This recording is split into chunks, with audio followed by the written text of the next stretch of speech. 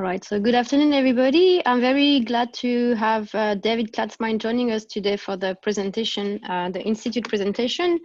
I'm pretty sure you all read the bio sent with the reminder, and so I'll be just adding on a personal side of it that David was my PhD supervisor, and I spent 4 years having my PhD done, and then 2 years as an associate lecturer in his lab to finish up all the projects. And it was the most fantastic time I had in my research and I would say a young adult life, because we had an amazing team at that time in his lab. And it will always be a fantastic memory to have had my PhD with him. And David is a fantastic supervisor. He knows everything, and it's really fantastic to have been working with him. And when he comes to Australia or when I go to France, we always see each other.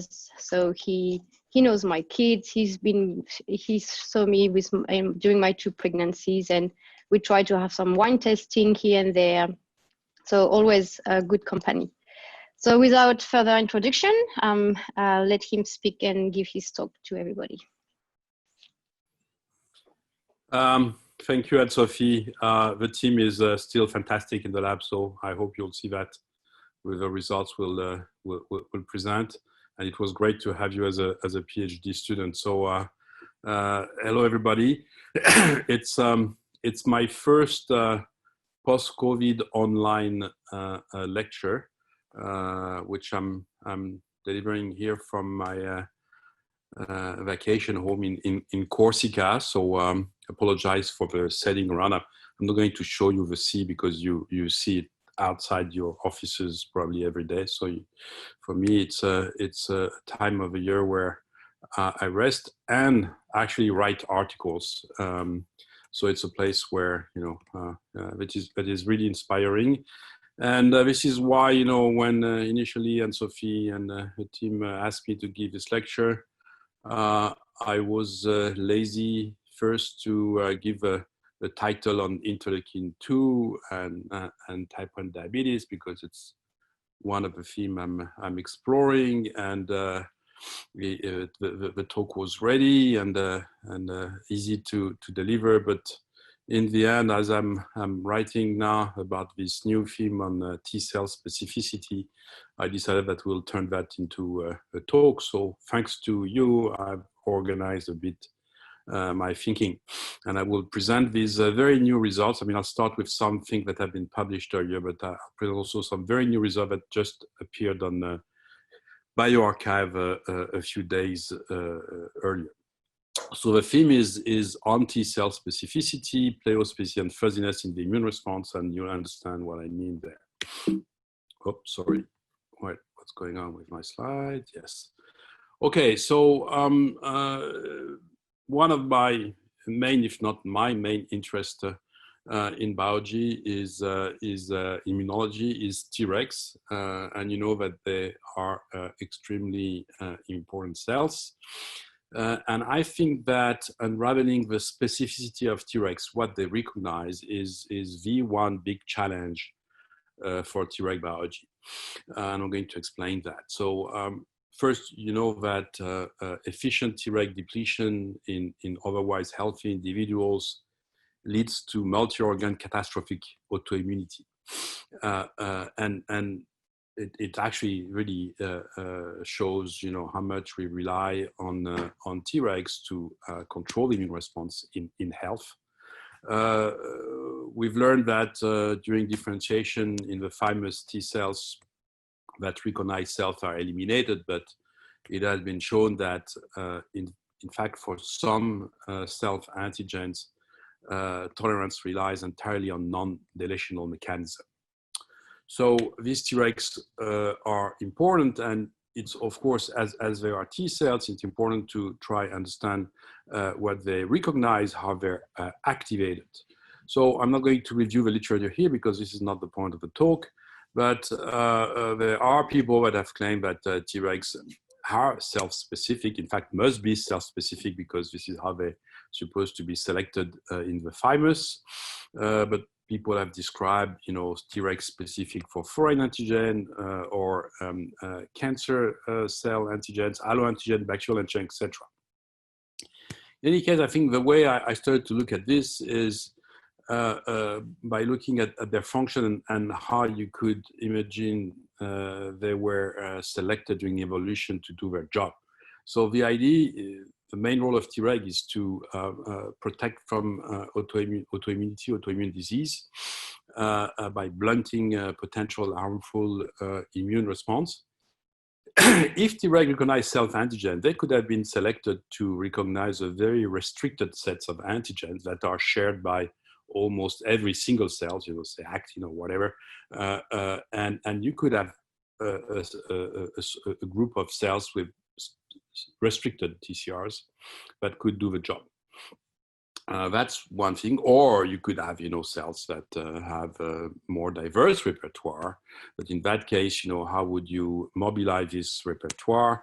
What is the relationship between the specificity of the Tregs and the specificity of the effector T cells that attack tissues? Are they sharing same or related receptors or different ones? So these are all important questions. So this is how I entered into this field. And I was lucky to receive an ERC grant to study the repertoire, the TCR repertoire of Tregs. In this grant, we first started to try implement an in vitro setting to stimulate Tregs with defined self-antigens and then analyze, the repertoire against this antigen. But this, despite, important efforts, failed. And we were stuck in the program and decided finally to try find another setting where we could again study the TCR repertoire of Tregs. And this this setting would be an in vivo setting where we felt we would have highly enriched specific cells. And this is actually the setting of follicular regulatory T cells responding to antigens in germinal centers of lymph nodes. So what about these TFR and TFH in germinal centers? You all know that germinal centers are structure of lymph nodes where a very important phenomenon occurs for the immune response, which is the affinity, the B cell response with its very specific affinity maturation of antibodies. The important thing to note here is that within germinal centers, there are different zones that have been characterized, but and B cells actually develop in the germinal centers and go through affinity maturation for, in the end, producing their antibody. And within these germinal centers, there are TFH and Tfr that interact with the B cells in more or less well-known, with more or less well-known mechanism. There are also other, in fact, TFH and Tfr cells that can actually be detected just outside these germinal centers. But what we wanted to do is to really characterize these cells here to make sure that they were within the germinal center, because the idea was that, of course, because the antibody that is produced here is actually very specific, somehow these T cells here that participate to the regulation of this production must also be very specific. So we reasoned that if we can purify these cells very thoroughly, we would have cells that are specific for the antigen we want to study. So here this is again illustrated differently by showing that the thinking is that, in fact, there is a direct interaction between B cells and follicular helper T cells in the GC, where the B cells actually act as the antigen presenting cell for the TFH cells. So clearly the specificity of the B cells and of the TFH cells should be for the same, antigens, of course, different epitopes, but same antigens. So because, again, the antibody that are released are very specific, we felt the TFH cells would be very specific. For TFR cells that inhibit this interaction, the way they interact with these different cells is less well known, but we thought it could be the same more or less. Now, I've just explained, this here. So again, analyzing the TCR repertoire of TFH and Tfr cells before and after immunization should be heuristic for understanding the Treg TCR repertoire to single antigens, provided that you can purify stringently these TFH and Tfr cells from the GC. And this is how the work started. My PhD student at the time, Paul Ridvo, discovered that within the GC, the TFR cells do not express CD25, the alpha chain of the IL-2 receptor.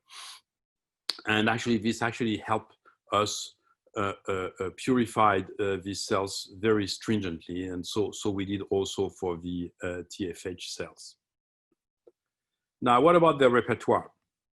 First thing, so we have a whole workflow of analyzers in the lab. I have roughly now 10 people working on TCR repertoire in the lab, and many of them actually come from bioinformatics. We've established a couple of workflows, and there are standard things that we are measuring each time we're having access to a TCR repertoire of a cell population. First thing we're looking at is, in fact, the diversity of this repertoire. There are many ways to look at this. One way here is to look at what's called rarefaction curves, where you look and you model the number of different unique TCR beta that you get when you increase your sample size, and usually it goes to a plateau. And in fact, the higher you are here, the more diverse is the repertoire. So you immediately see that the repertoire of TFH and Tfr cells in blue here is actually much less diverse than the repertoire of effector and T cells and Tregs. When I say effector T cells, these are CD4 non-Treg T cells. But still, it's still quite polyclonal, and this is the case either before immunization in mice or after immunization, in that case with insulin or ovalbumin. And this is actually the first figures of the second paper of Paul Ridvo, which is describing what I'm going to talk about now within the few next slides. So when we looked in more detail at this repertoire, first, after you've sequenced these TCR from this bulk population, you can reconstruct images that look like the immunoscope that we were performing in the past before we actually had this technique to sequence the entire TCR. So here, for example, is an example which is showing for different TRBV the reconstructed immunoscope profile from TFH, Tfr, Treg, and Tf. And as you can see, although you're having pretty homogeneous classical normal profile for Treg and Tf, these profiles are much perturbed in TFH and Tfr cells with some clear expansion that can be detected. So the repertoire not only is less diverse, but also kind of shows some expansion, or oligoclonal expansion at least, which you can actually also visualize differently. Here, for example, by plotting the cumulative frequency of the first most expressed 250 TCRs from this different population here, TFR, TFH, Treg, Tf, from non-immunized or immunized mice. And to make it short, what you can see here is that, in fact, there are tons of expansion that you detect in TFR and TFH cell that you don't see in Treg and TF, whatever the combination. So far, we felt that we were going to see what we expected to see, and we looked in this repertoire for TCR that could be specific for the immunizing antigen. So you will find this described in details in Paul's paper, but to make it short, we could not, in fact, detect TCRs that we could link to, or signature that we could link to the immunizing antigen that easily. And you may think that this just tells that we have bad methods to look for these TCRs. It's possible that we don't have the, the optimized methods, but to tell you, these days, when we look at repertoires, for example, from patients with type 1 diabetes versus healthy controls or patients with rheumatoid arthritis, we can pretty easily find CDR3s, TCRs that are specific of a disease condition. So it's a much more challenging thing that looking in TFH and Tfr after immunization. So we were disappointed not to find these specific responses, and we turned to additional technique to explore this repertoire, and notably we analyzed their network structure. And to explain this, there are different methods to explore the structure of TCR repertoire. One is to look for TCRs. And when I say TCR here, it's only the CDR3 of the TCR.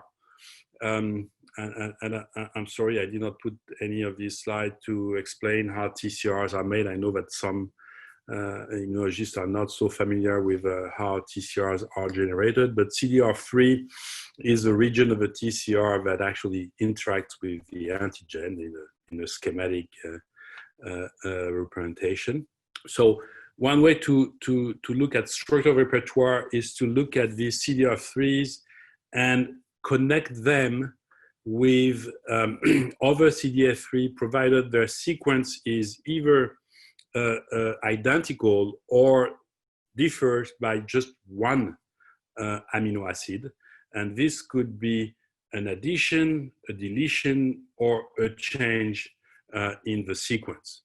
And if you do this, you actually find network, and these networks are meaningful, as I'm showing it here, because you can actually show that TCR responding to the same peptides do form this network. For example, here, what we did is we selected from public databases TCRs that had been described in the literature as being specific for a given peptide, because they were found these CDR3s in cells that were sorted based on the binding of a tetramer, with this specific peptide.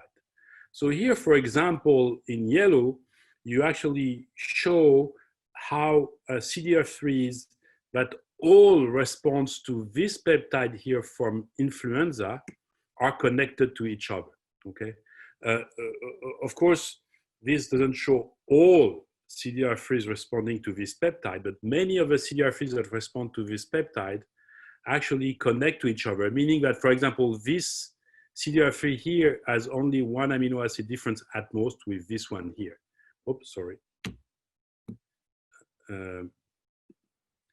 So again, this is just to illustrate that, looking at this network where you connect together CDR3 because they have more or less the same sequence is meaningful and really defines clusters of CDR3s that respond to the same antigen, okay?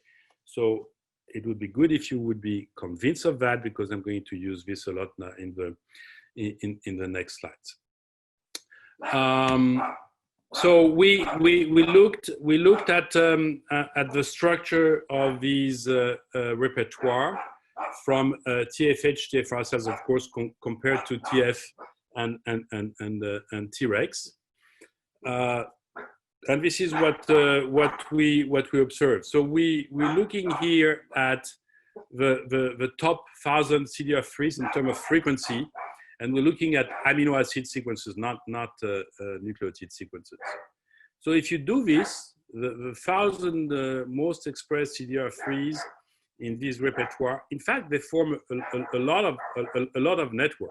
Okay, because in fact, if you take the most expressed CDR3, a lot of them results from clones that have been expanded because they've seen some antigen. And you can see that, and here we're just representing the controls and the ova immunized mice. You see that the structure is more or less the same. You have some pretty big clusters here, and then some isolated clones.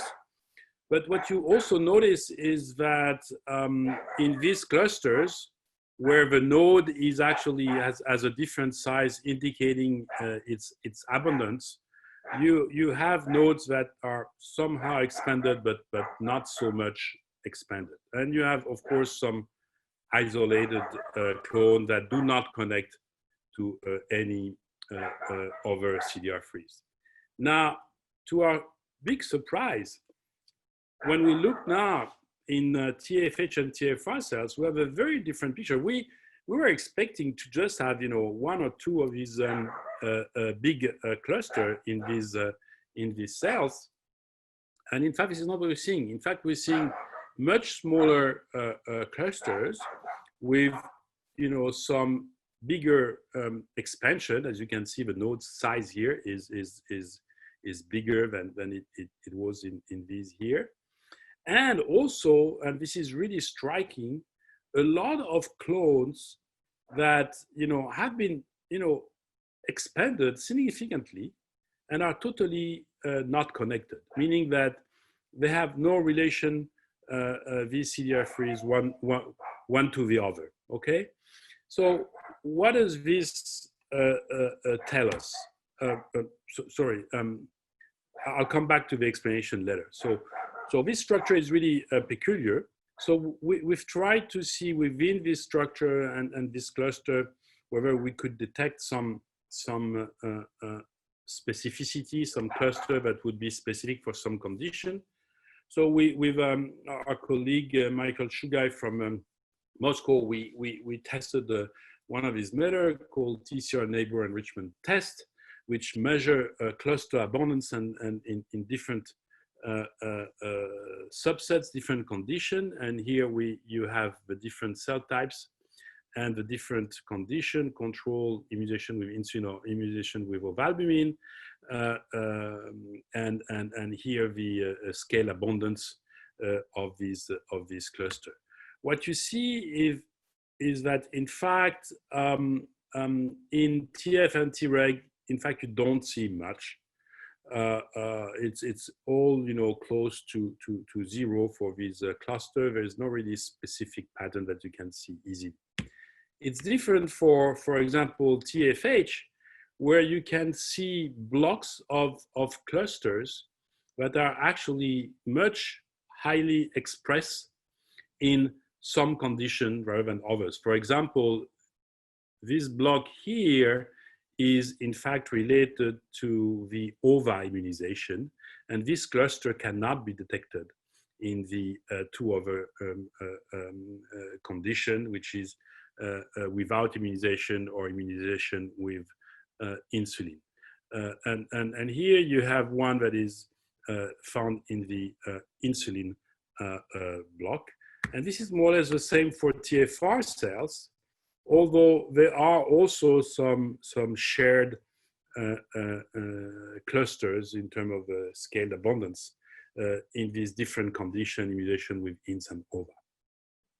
So how does all this address our initial expectation. I mean, not really how we foresee it,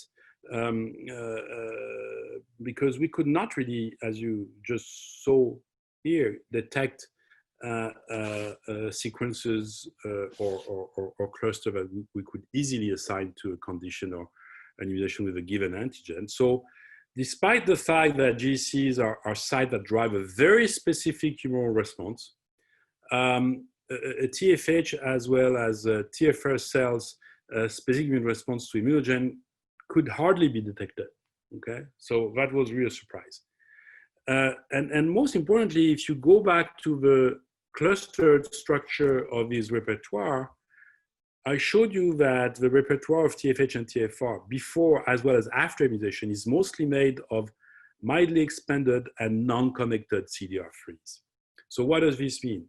If these CDR3s are expanded, it means that they have undergone some proliferation, and they locally in the GC.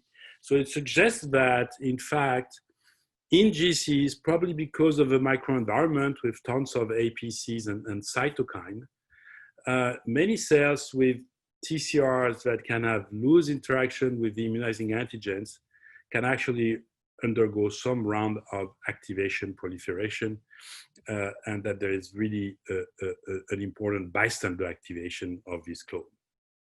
So this is where we were, and we were, puzzled by this observation. Again, the GC, a very specific tissue designed to produce very specific antibody, is full of cells that doesn't appear that specific for the antigen.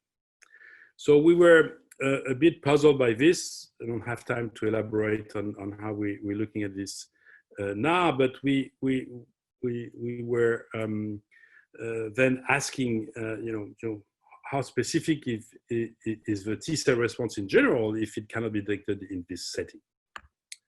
So to explore this further, we turned to analyzing the repertoire of CD8 T cells, which are supposed to be mostly cells that are made to respond to pathogens and viruses.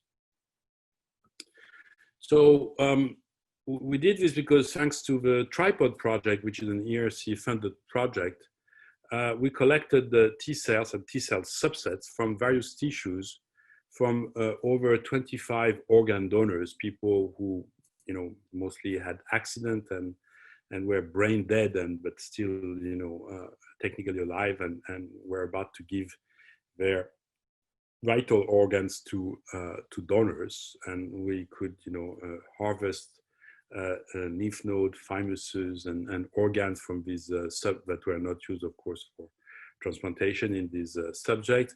We actually purified from these different tissues cell subsets. And for example, in the thymus that I'm going to describe now, we mostly separated CD3 minus, CD3 plus double positive cells, as well as then CD8 T cells, CD4 T cells, and Treg cells.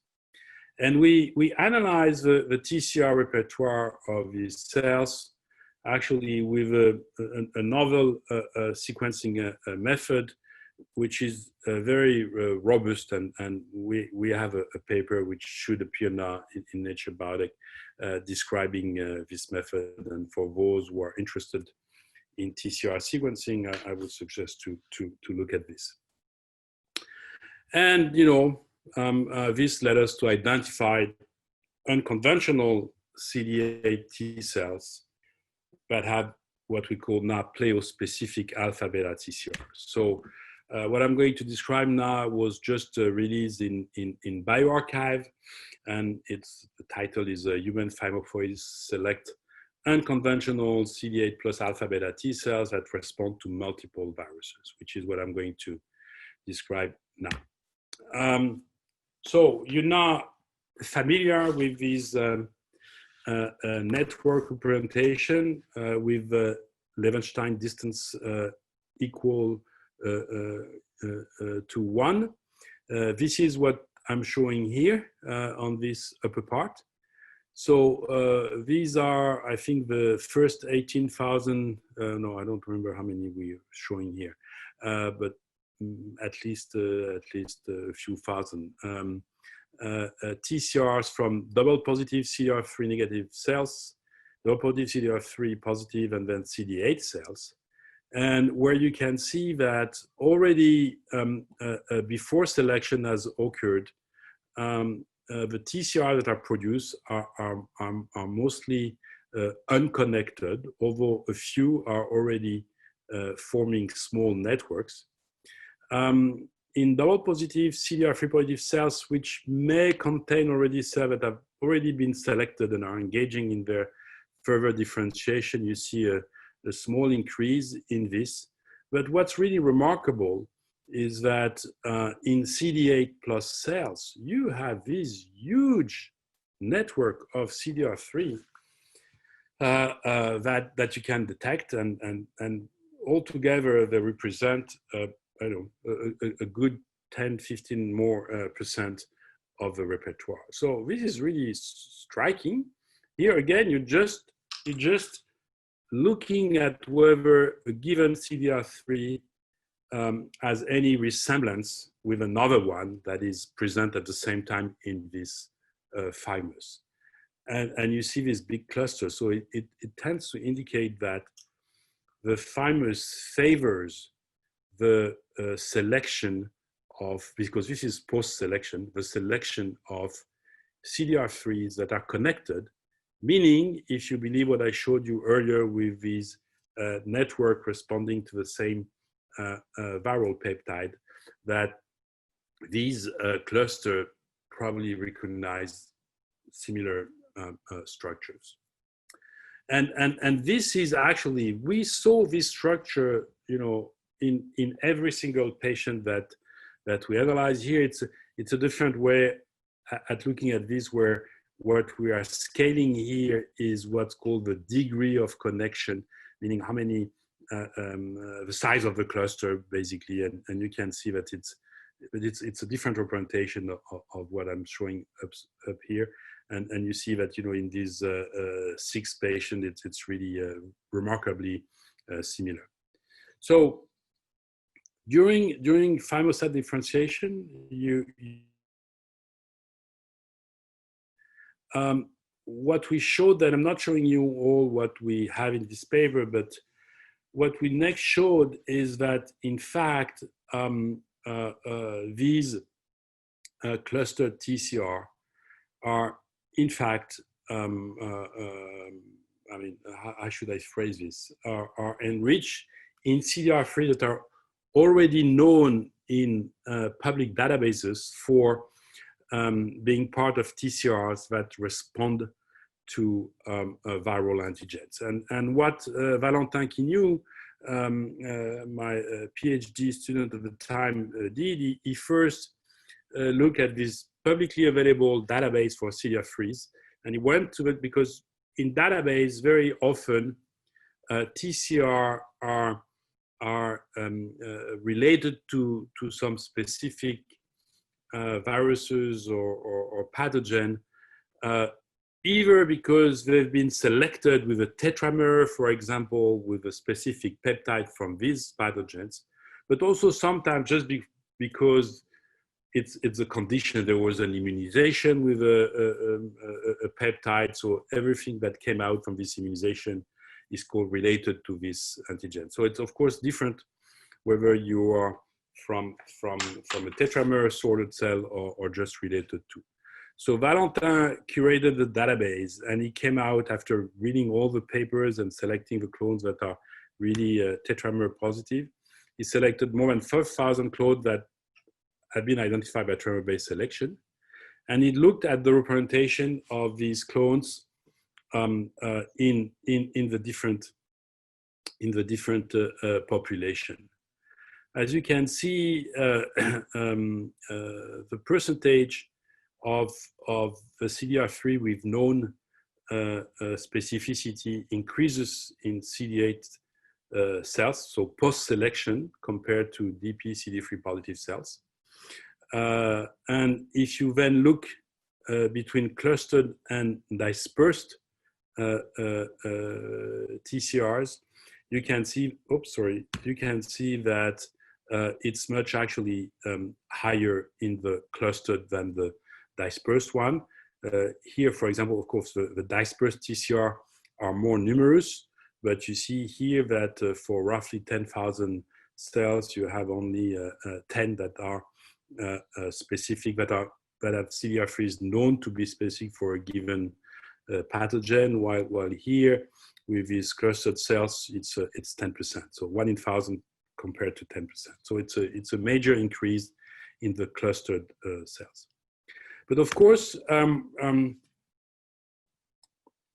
so we then looked at this. So it looked like these cluster cells were enriched in sequences that actually are related to immune responses to pathogens.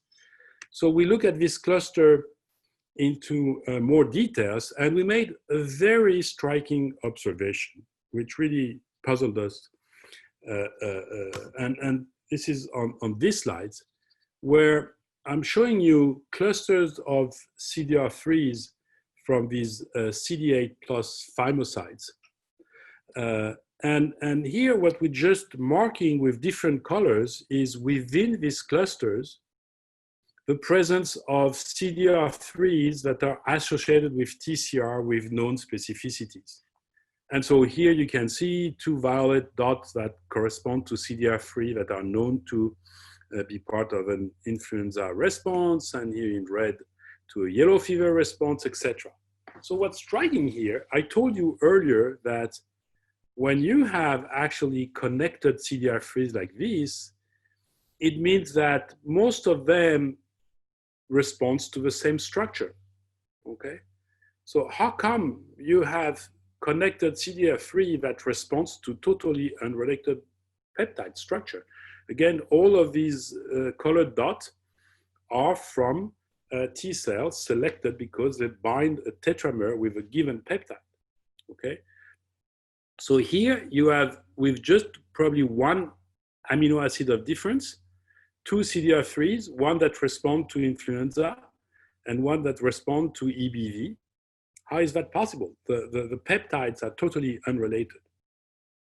So we were really much puzzled by this, but of course, when we are looking here at this network, I forgot to mention this, these are mostly TCR beta that we are analyzing here.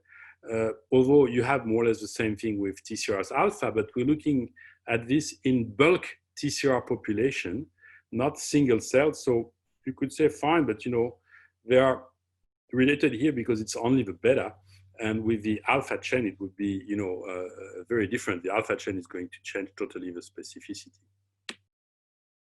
Now, this is why we turn to analyze a single cell for the same, you know, parameters.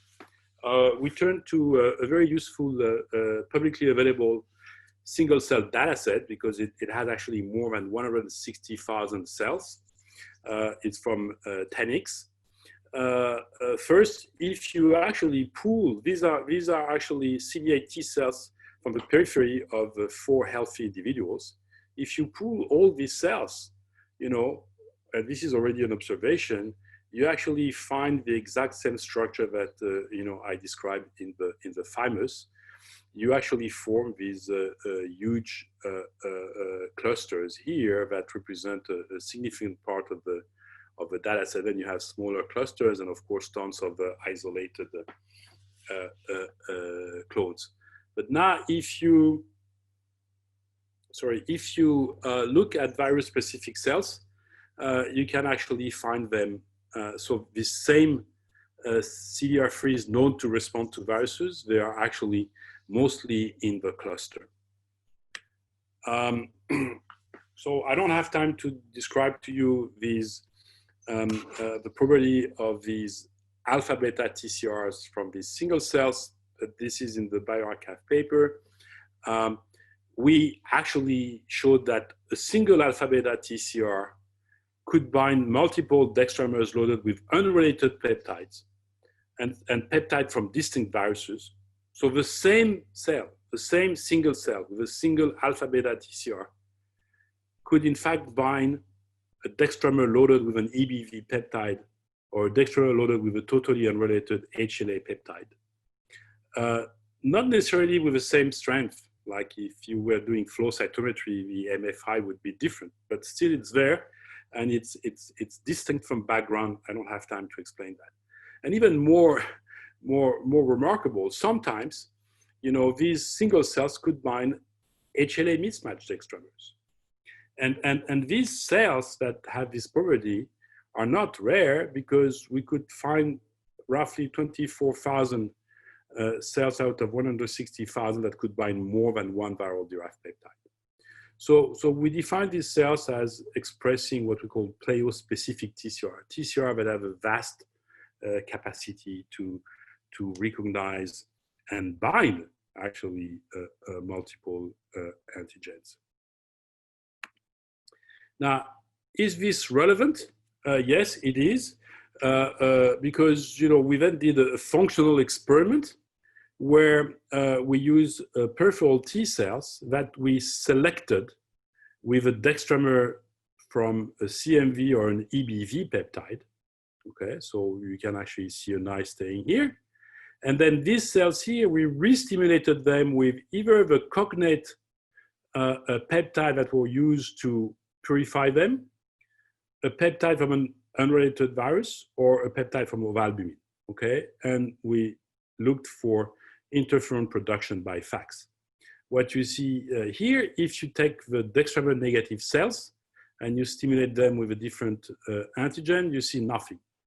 If you take the dextramer that had been selected with the CMV dextramer, they are re-stimulated by CMV and also to some extent by EBV. Okay, it's less, but it's significant, and they're not selected by ovalbumin. Okay, so and if you look for the EBV, positive dextramer cells, they are re-stimulated by EBV, and in fact, they are even more re-stimulated by CMV, okay, and not by ovalbumin. So I'm wondering, when people do tetramer, purification and stimulation, how much of this was taken as background? But here you cannot actually take it as background because here the stimulation by CMV peptide is even actually higher than the one by EBV peptide. I don't have time to show this, but we now have a database of these pleiospecific alpha beta TCRs. And we can actually show that when you vaccinate, for example, against yellow fever or flu, you can see an increase and a stimulation of these cells during the initial response to vaccination. So it means that these cells actually respond to antigen in vivo. And even more striking or related to the context, we had access to bronchoalveolar lavage from COVID-19 patients and the TCR sequences from these bronchoalveolar lavage, and we could see that there is an enrichment of these pleiospecific alpha beta TCR in these TCRs. Now, that's all for data. Now, what can we say around all this? And I would conclude with a few slides. So, what about specificity? Because this is what we've addressed here. We of course all know and learn that the paradigmatic properties of the adaptive immune systems are specificity and memory. And we're not even questioning this because we think that decades of successful vaccination appear to have indicated that immunization against measles protect you from measles, but not from other infection, which highlights, memory and specificity. So because of this, immunologists, have focused, and it's normal, on analyzing specific immune response. So they've in fact designed tons of different, methods from cloning cells to using tetramers and now single cell transcriptomic TCR studies, to say, okay, fine, the immune response is specific, so let's look at the specific cells. And it might be, you know, worth giving it a fresh look now. First thing is what I call the immunologist's second dirty little secret, you know, in a reference to the great statement by Charlie Genoway on the first immunologist, on the first dirty little secret of immunologist from this famous paper. And this immunologist's dirty little secret is, of course, the fact that without adjuvant, you cannot trigger an immune response, which is a discovery of co-stimulation. I think that the immunologist's second dirty little secret is that specific immune response might not be so specific, and they look specific only because we are focusing on a subset of the responding cells, those that bind tetramers. And when T cells bind multiple tetramers or are activated by multiple different peptides, this is likely ignored or considered as noise. Now, if you talk about specificity, of course, you have to discuss, you know, how, you know, why do we have this type of so, you know, neat immune response that recognize peptide from different viruses, et cetera, et cetera. You know, as an immunology teacher, I've not taught it a long time, but, you know, the fairy tale, you know, first I learned, then maybe I taught, is that the huge diversity generated by the mechanistic of the TCR generation is in fact always providing a proper specificity, although it's a rare one, for a given need, and that the expansion of these rare species will provide enough fighter for efficacy and enough experienced cells for memory. But in fact, you know, if you look at all kind of the studies that have been, for some of them, around for quite some time, they are challenging this paradigm. First, one I really like to quote now is the one case of a patient with a repertoire diversity, repertoire that derives from a single T cell precursor. And in fact, I've discussed this with Alain Fischer, and it's not one unique case. There are actually a few cases like that have been described. Unfortunately, this patient then died, and there are no cells left. But at the time, this group here, you know, analyzed the diversity, the functionality, and stability of the T cell repertoire derived in vivo from a single human T cell precursor, which in fact comes from a patient with an X-linked severe combined immunodeficiency, in which a reverse mutation occurred in one early T cell precursor. So they determined at the time with immunoscope techniques and things, so it was not so precise, but that there were at least 1,000 T cell clones that derive from this unique receptor. So it's already significant, but 1,000, you know, when you consider the repertoire with a richness of 10 to the 8, 9, and more, it's pretty low. And the important thing is that, and this is actually highlighted here, this is the classical immunoscope I showed you earlier. You can see that, you know, for each V beta, there are only very few clones. But the important thing is that in vivo, these T cells are functional because no opportunistic infection occur in this child, and this is extremely important. You know, when you have an HIV infection and your CD4 are below 200 by microliters, you start to have opportunistic infection. Here, although you had a very restricted TCR repertoire, there were no opportunistic infection. Even more, this child developed varicella without complication.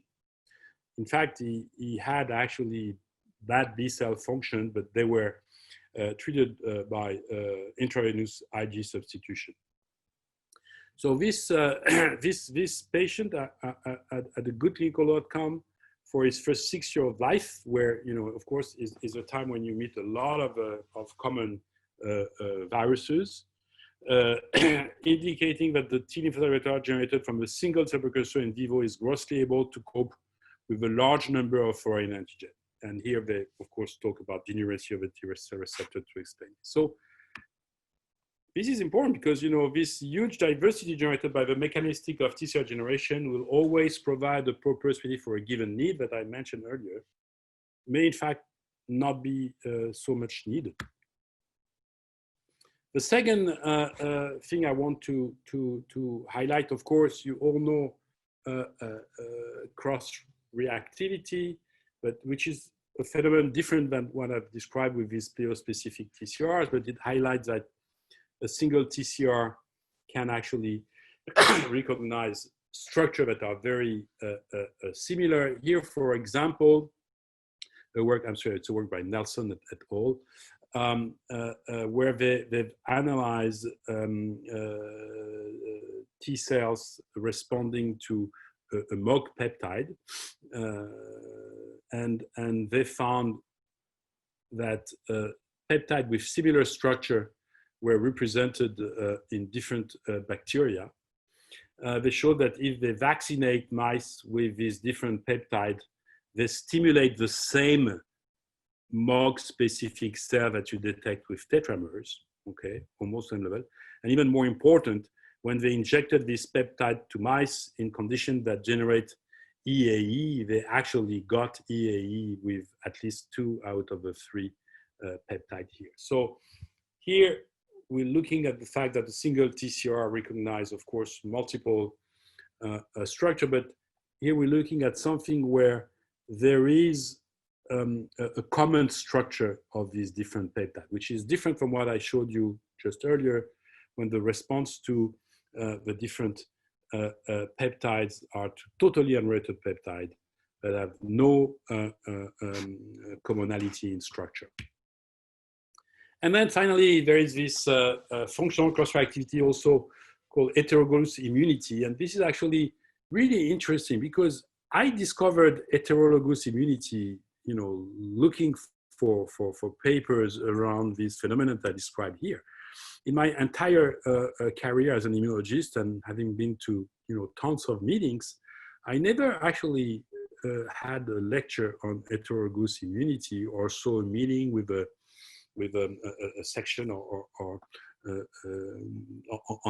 this topic.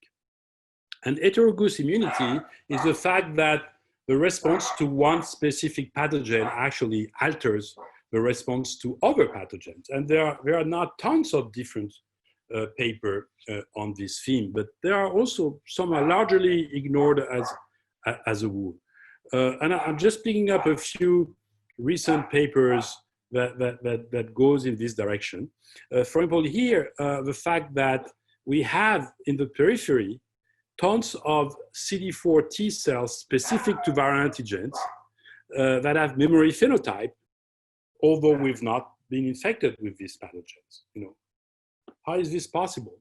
You know, I believe because these are actually CD4 T cells with pleiospecific TCRs that have been actually stimulated by other pathogens. Here, another example, cytomegalovirus infection enhances the immune response to influenza, okay? If you are CMV positive, okay, you respond better to influenza vaccination. You know, what's the link? You know, I think that it's the same thing. It's probably because you're stimulating the same pleiospecific T cells that will be used later on for an influenza response. And then there are actually more. In fact, Lisa Selin is really one important author for heterologous immunity.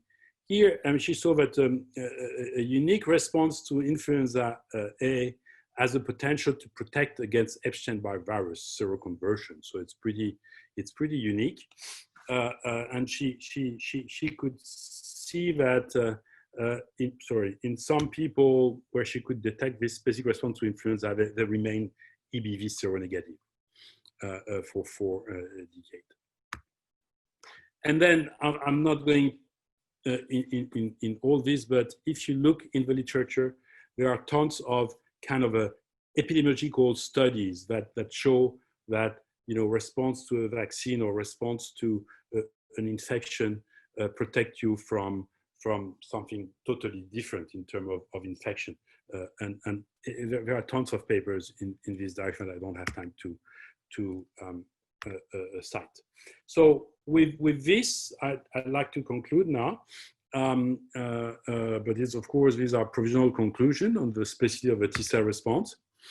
I hope I've convinced you that there exists a large population of alpha beta CD8 T cells that carry pleiospecific TCRs that can respond to multiple viral antigens. and I must say here, maybe there will be question around this. These are totally different from, for example, innate T cells that have restricted TCRs, etc. Restricted usage of some VBAs, for example. Here, you know, this is a very diverse population of TCRs. Okay? And this highlights what I call the concept of fuzzy specificity, where rather than being very strict, you kind of have fuzzy recognition. We believe that these cells could provide a first line and more rapid response to pathogens. When you think about this story that the diversity of the immune response provides you with finely specific T cell that will do the job and kill very specifically the virus infected cells. This is fine, but if you have to go through this whole period of T cell expansion to get enough fighter, it might be not so efficient. You may be dead before these cells have a chance to be put in action. So having a first line of response that will kind of control the situation before these very specific cells expand would be possibly efficient. And finally, you know, I started by saying, yeah, but you know, we somehow know that immune response, for example, thanks to vaccination, are quite specific in the end. And I think that this is maybe in large part carried out by antibodies and the humoral response, and with their somatic hypermutation. And here is something I've not seen discussed in papers. You know, T cells and B cells share a large part of their machinery to generate their B cell receptor or T cell receptor.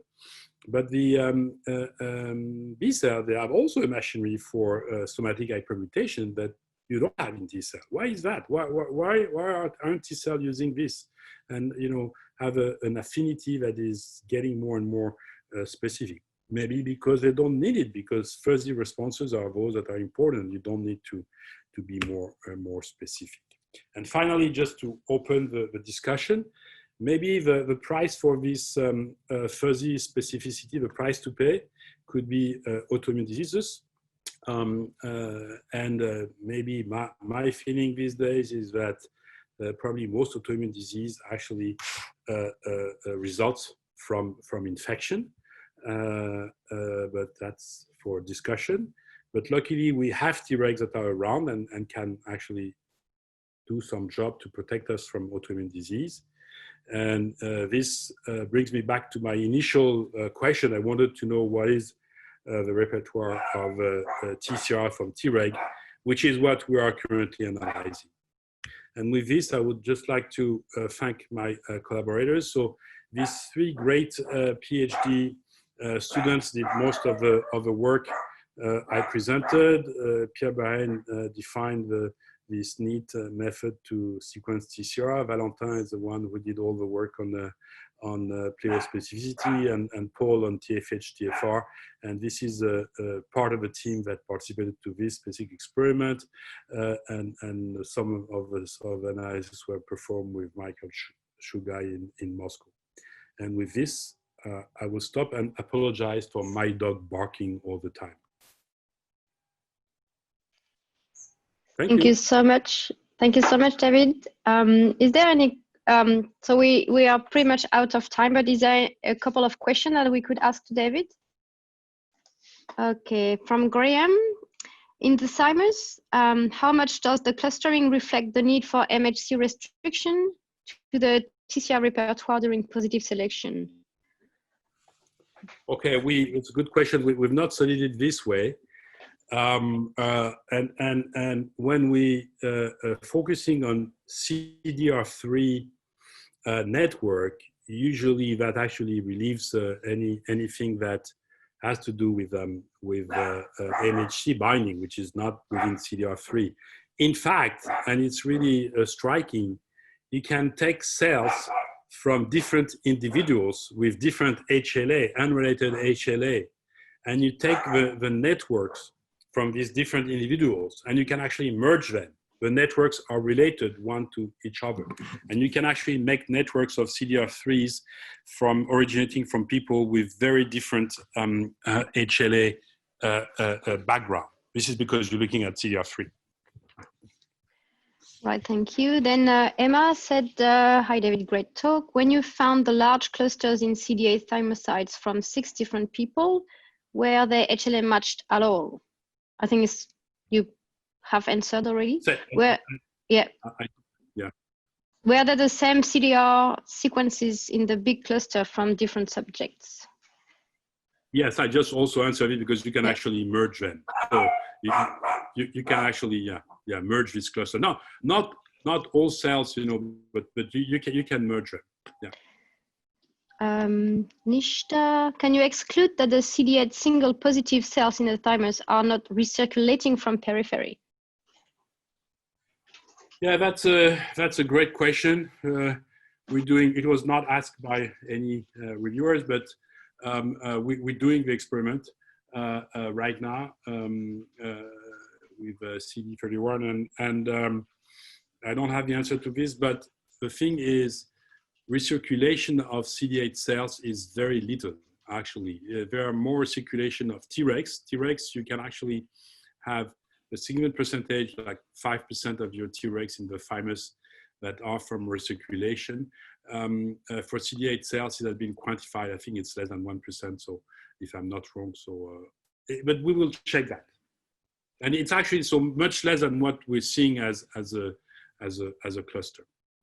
And by the way, also think that the cluster, you see them also in double positive cells before selection, meaning that they are, generated by recombination. They are favored for their generation and then selected through the thymus. Thank you. From D, do you suggest these fuzzy-specific TCR clones accumulate with aging? That's a great question. We're studying that. It's a great question. So here I just showed you, we went to the thymus specifically to see cells that have not gone through multiple rounds of expansion, etc., in the periphery. When I move to the single cell data set, these are cells from peripheral blood from adults. So part of it is, part of these cells have been stimulated and expanded. So, but we are studying, how they actually change with age and gender. And Ranjani is asking if COVID susceptibility should suggest the decrease those CD8. So we are exploring this in much detail now. It's just that we had hard time getting our COVID positive cells, believe it or not. When we were ready with all the authorization in France, the peak of the epidemic was largely past, and we had hard time to get access to first bronchoalveolar lavage, which we think was the perfect setting to study this, because if a T cell is in the bronchoalveolar lavage, it's very likely that it has been recruited there for some reason, and possibly specificity. But we now have actually a much larger number of samples, and my hypothesis is that if you look at complication of the COVID infection, they're in the lung, but they're also with multiple tissues, brain vessels, etc. It looks like another form of autoimmunity triggered by this infection, and what we're exploring is that this is linked in one way or another to these pleiospecific CD8 cells. But I don't have any answer to this at this stage. Emma is also asking if there is the same amount of fuzziness for the CD4 T cells, like epitopes are longer or maybe, yeah. Yeah, that's a great question. We're studying it now, but you know, all these studies, you know, take quite a long time. You know, even with talented people and all the workflow that we established takes quite some time. But we are doing it now, you know, for CD4 non-Treg cells and for Treg cells. So answer, Hélène Ventôme in the lab is doing this, and answer should be coming soon. I have another question from D. For Tfh, Tfr sorting, FACS-defined population are usually 1 to 5% of CD4, but IHC indicates that real Tfh, Tfr are likely to be much less, probably around 0.1%. So FACS-gated cells might lead non-antigen specific clones? Well, yeah, so as I said, we did the most stringent possible characterization of these cells. First, you know, when you immunize in the condition we used, you increase, you know, the number by a factor 10, the number of Tfh and Tfr cells in the lymph node. So likely the cells we are enriching, you know, they've been expanded, so they come the result from the immunization. You know, how pure they are, I mean, you know, what we did is the most stringent characterization that we could. And even if there is a contamination, then you should have actually seen the profile that I showed you on TF cells, which were full of these of these large cluster with non-expanded, you know, T cells. This should have contaminated in this direction. So we don't see this. So I don't think it's what we're seeing is these expanded, isolated TCRs, which, you know, I cannot explain except by a bystander activation.